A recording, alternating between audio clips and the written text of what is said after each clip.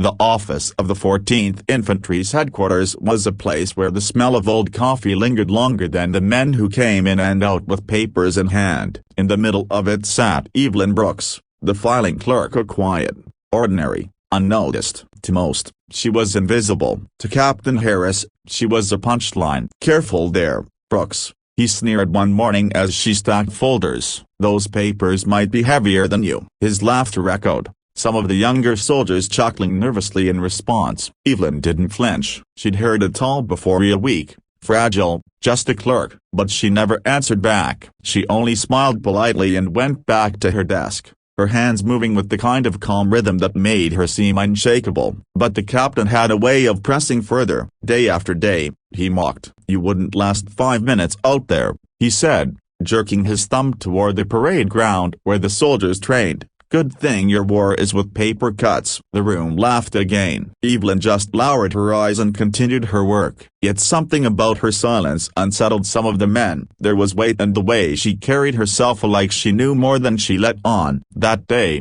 as the captain's mocking grew louder, Evelyn finally spoke. Her voice wasn't sharp, nor angry, just steady. "Captain Harris," she said softly, "you don't know the half of it." The room fell quiet. Harris smirked. "Oh, enlighten us, Clerk." Evelyn stood, her small frame dwarfed by the towering shelves behind her. Slowly, she rolled up the sleeve of her plain gray uniform. The room gasped. Her arm was a map of old scars, saw angry, twisted burns that told a story words never could. "I'd heard these in Kandahar," she said, her eyes fixed on Harris. "When the convoy was hit, I stayed behind to drag out 3 men from a burning Humvee. 2 survived, 1 didn't, and I've carried both the pain and the memory ever since." The silence was crushing. The laughter that had always followed Harris's jabs was gone. "I wasn't always a clerk," she continued. "I was a medic. I chose this desk because I'd rather carry papers than watch another man die in my arms. You may see weakness,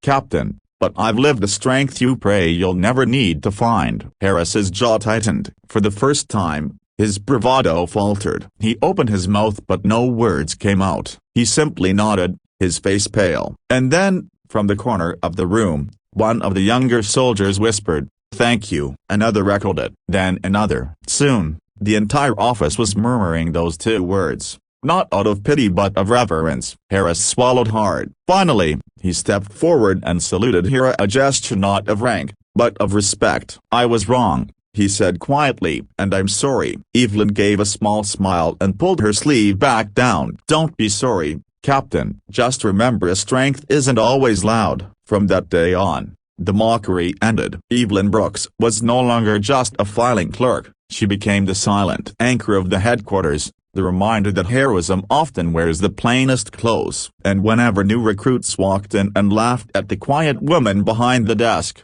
Captain Harris himself would stop them, saying simply, "Careful with your words. That woman has carried more than most of us ever will."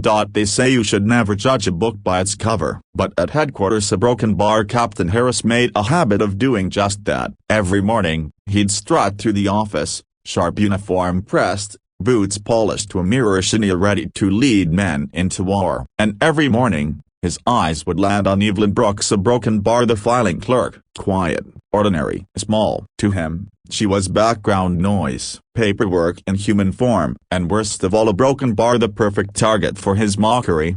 Building the tension. "Don't strain yourself, Brooks," he'd laugh as she carried folders. "Wouldn't want you to throw out your back over paperwork." The soldiers chuckled, because when a captain laughs, you laugh too. Evelyn never argued. She never snapped back. She just lowered her eyes, gave that small polite smile, and kept working. But her silence, a broken bar, unsettled some. There was something in the way she carried herself, like she was holding a story no one dared to ask about. The breaking point. One morning, the captain pushed too far. He pointed to the training field outside, where men were sweating under the weight of rifles and gear. "You wouldn't last 5 minutes out there, Brooks. Stick to your paper cuts." The room roared with laughter. But this time Evelyn stood. Her voice was calm, almost too calm. "Captain Harris," she said, "you don't know the half of it." The laughter died instantly. Harris smirked, folding his arms. "Oh yeah, go on then. Tell us your big story." The reveal a emotional climax. Evelyn's hands moved slowly, deliberately. She rolled up her sleeve, and that's when the room froze. Her arm was a canvas of fiery scar tissue, twisted and paled, burns that could only have come from one place: war. Gasps filled the room. Her voice trembled just once, but she pressed on. Kandahar. Our convoy was ambushed. One Humvee caught fire. I went back in, pulled 3 men out before the flames got them. 2 lived. Only a broken bar didn't. Her eyes locked on Harris. So don't mistake silence for weakness, Captain. I've carried men heavier than you, through fire hotter than hell. And I'd do it again, if it meant saving a life.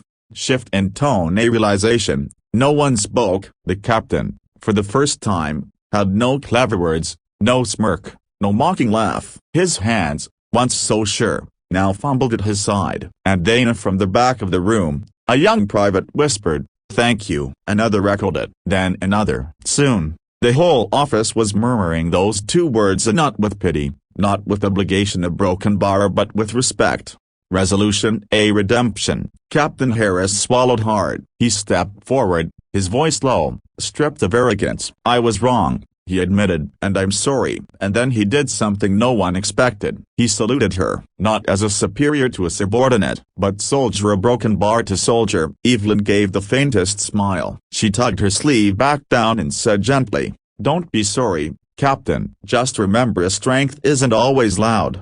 Closing a uplifting end. From that day forward, the mocking ended. Evelyn was no longer just a clerk. She was the quiet reminder that true courage rarely announces itself. And whenever a fresh recruit walked in, smirking at the small woman behind the desk, Captain Harris himself would stop them. He'd look them dead in the eye and say, "Careful with your words. That woman has carried more than most of us ever will." Pause. Because sometime as a broken bar, the strongest heroes don't carry rifles. They carry scars. And they carry theme a broken bar with grace. Where once there had been laughter at Evelyn's expense, now there was respect, sometimes spoken, often silent, but always present. Soldiers carried themselves differently around her. Conversations softened when she entered. The same men who once rolled their eyes at the clerk now greeted her with a nod, sometimes even a quiet, "Morning, ma'am." But it wasn't just manners that changed. Something deeper happened.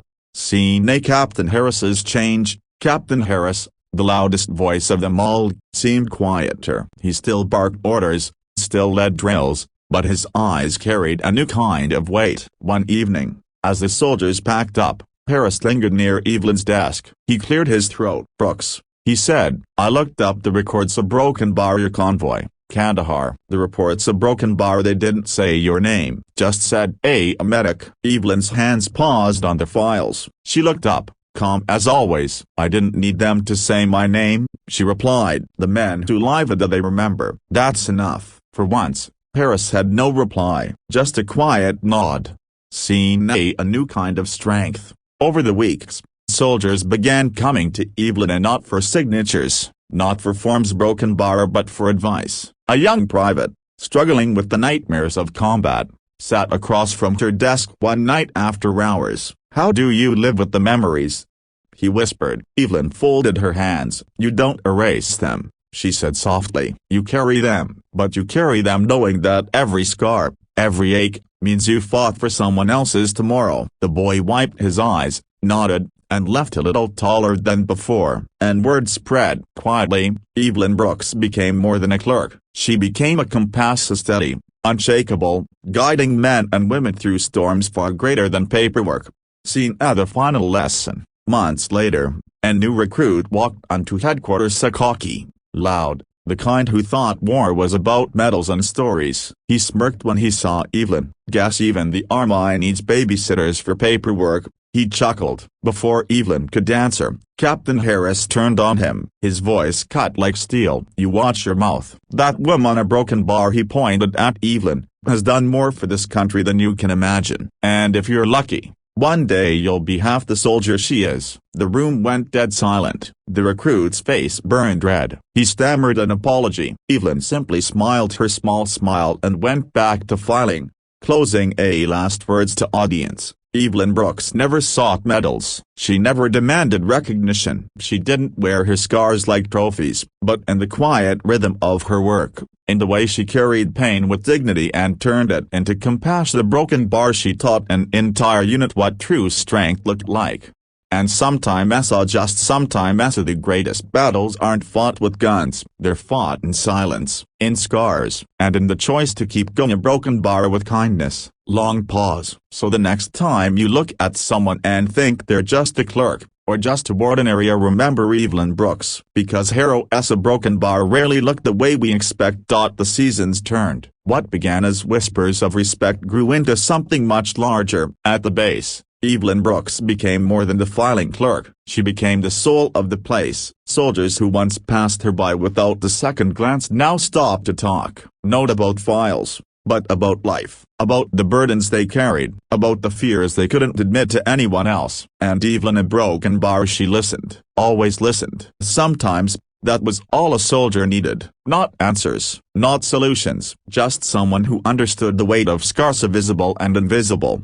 Seen at the wall of names, one evening, Captain Harris found Evelyn standing quietly by the memorial wall where the names of the fallen were etched in stone. He approached slowly, unsure if he should speak, but before he could, Evelyn whispered, "I still hear his voice sometimes, the one I couldn't save." Harris hesitated, then said, "And yet, you saved 2 others. They've gone home. They've hugged their families. That's because of you." Evelyn's eyes glistened in the low light. "I don't think of myself as a hero, Captain. I just did what anyone should do when someone's in the fire." Harris lowered his head. "Not anyone would have done it," he said, "but you did, and we'll never forget it."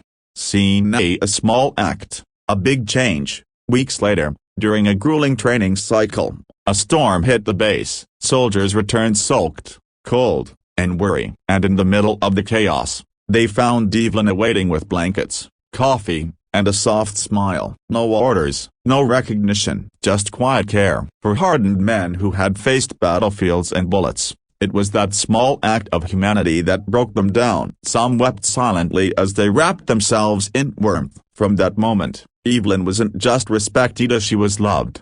Seen at the captain's transformation, Captain Harris, once the loudest skeptic, had changed too. He no longer mocked, he no longer carried arrogance like armor. Instead, he began echoing Evelyn's words to his men, "Strength isn't always loud," and the soldiers noticed. His tone softened, his leadership grew wiser. He became not just a commander but a man they could follow with trust. And though he never admitted it outright, a broken bar, everyone knew who had changed him. Closing at a lasting legacy. Years later, when new recruits walked through those doors, Evelyn was still there, sleeves rolled down, quietly filing papers. But her reputation preceded her. She was no longer invisible. She was a legend told in hushed voices at the barracks. The clerk who carried men through fire, the woman who turned scars into strength. And whenever a young soldier thought war was just about medals, or strength was just about muscle, someone would point to Evelyn Brooks, and they would learn the truth. That true strength is not in rank, not in weapons, not even in victories. It's in carrying others when they can't carry themselves. It's in listening when silence feels unbearable. It's in choosing kindness even after the fire has left you scarred. Pause. And that's why Evelyn Brooks will never be forgotten, because sometimes a broken bar, the quietest person in the room is the one who teaches us what it truly means to be human.